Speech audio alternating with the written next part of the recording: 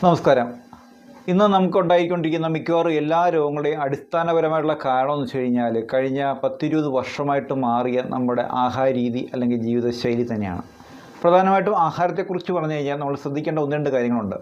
ഒന്നെന്ന് വെച്ച് കഴിഞ്ഞാൽ രാത്രിയിൽ നേരത്തെ ആഹാരം കഴിക്കുക. അത് വളരെ പ്രധാനമാണ്. നമ്മൾ പ്രകൃതിയിലേക്ക് നോക്കിക്കഴിഞ്ഞാൽ തന്നെ കാണാൻ സാധിക്കും, പകൽ കണ്ണ് കാണുന്ന പക്ഷികളെ, മൃഗങ്ങളെ ഒന്നും സന്ധ്യ കഴിഞ്ഞാൽ പിന്നെ ആഹാരം കഴിക്കത്തില്ല.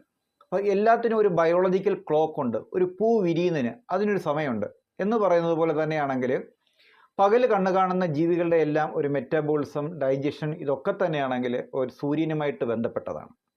അപ്പോൾ സൂര്യൻ ഉച്ചസ്ഥായി നിൽക്കുന്ന ഉച്ചയ്ക്കായിരിക്കും ഒരു നല്ല ഡൈജഷൻ ഉള്ളത്.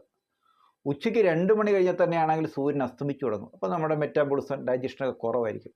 അതുകൊണ്ട് രാത്രി ലൈറ്റ് ഫുഡ് കഴിക്കുക, അത് വളരെ പ്രധാനമാണ്. രാത്രി നേരത്തെ ആഹാരം കഴിക്കുക, അതും വളരെ പ്രധാനമാണ്. രാത്രിയിൽ ഹെവി ഫുഡ് കഴിക്കുന്നത്, രാത്രിയിൽ താമസിച്ച ആഹാരം കഴിക്കുക